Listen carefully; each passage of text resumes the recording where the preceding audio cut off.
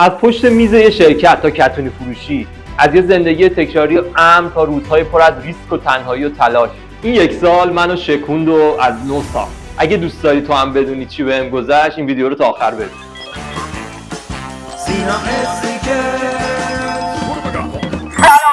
من سینا استیکرم، یه آدم عادی با یه داستان غیر عادی و این اولین ویدیو بلندم تو یوتیوبه. 1 سال پیش بود که من یه کارمند فروش توی شرکت بودم، کاری که تقریبا 10 سال بود انجامش میدادم. شرایط شرکت خیلی خوب پیش نمیرفت. یک روز غیر مستقیم به ما گفتن که ما دیگه نیازی به شما نداریم و به دنبال یه کار دیگه باشیم. منم شروع کردم به رزومه فرستادن واسه شرکت‌های دیگه، ولی راستشو بخواید اصلا دلم با این کار نبود. خیلی وقت بود که به دنبال یه راه فرار بودم که یه کار دیگه‌ای رو انجام بدم، چون این کار با روحیات من اصلا سازگار نبود و علاقه‌ای بهش نداشتم. از جهتی چاره دیگه‌ای هم نداشتم و تمام سوابق کاریم تو این زمینه بود.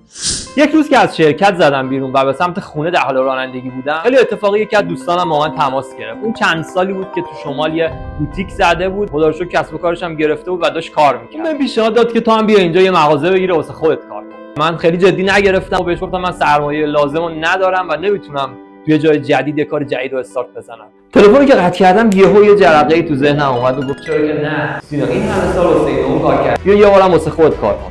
دقیقاً همون لحظه یه نفر دیدم که کنار خیابون کتونی وسط کرد. همه چیز به یک باره اتفاق افتاد. به خودم گفتم که سینا تو شما یه مغازه کتونی فروشی می‌زنی. از اون روز تا روزی که مغازه‌مو افتتاح کردم تنها 2 ماه طول کشید. بگذاریم که تو این 2 ماه چه اتفاقاتی واسم افتاد. خلاصه بار بگم که همه چیزهایی که تا اون روز خیلی واسم مهم بود، مثل ماشینم، لپتاپم و خیلی چیزهای دیگه رو فروختم و کلی هم بدهکار شدم. راستشو بخواید اول خیلی ناامید کننده بود. شبای بی‌بازاری، دوری از خانواده، استرس چک و خیلی داستانای دیگه. از اون جایی که من مبلغ زیادی واسه اجاره مغازه نداشتم، مجبور شدم برم توی پاساژ خلوت و یه مغازه با پاخور خیلی کم بگیرم. اما خب این موضوع این امتیازم داشت که من تایم خالی زیادی داشتم و میتونستم کارهای دیگه‌مو انجام بدم و شروع کردم پیج اینستاگرام مغازه رو انداختم. راستش بخواید من از دنیای مجازی فراری بودم. یه پیج اینستاگرام از سال 2013 داشتم که فقط 10 تا پست توش گذاشته بودم، ولی خب این پیج مغازه بود و باید توش فعالیت می‌کردم. هیچ وقت یادم نمیره اولین ریلزی که واسه یه پیجم ساختم چند روزی هم طول کشید.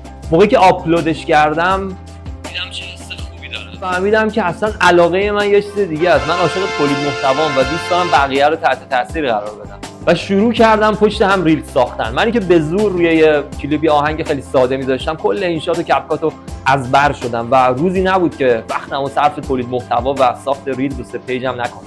خب مشکلاتم نسبت به پارسال چند برابر شده، ولی احساس میکنم خب حالم بهتره. من هنوز تو مسیرم، هنوز دارم یاد میگیرم و این اولین ویدیو بلندم تو یوتیوب بود. خب هر روز دارم بهتر میشم، دارم تلاش میکنم که آدم بهتری باشم و در مسیر درست قدم بردارم. این سال شبیه یه فیلم بود واسم، از شبای بی‌بازاری تا اولین ویدیو با بازدید بالا، از فشار بدهی تا لذت ساختن یه کلیپ ساده که مردم دوستش داشتن.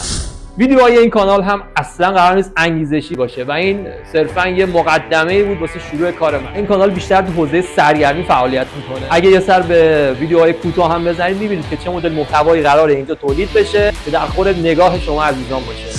اگه داستان من واسه جالب بود یا خود یه داستان این مدلی داشتی، حتما تو کامنت ها واسم بنویس. مرسی که تا آخر ویدیو با من همراه بودی. دوستتون دارم زیاد. مراقب خودتون باشید.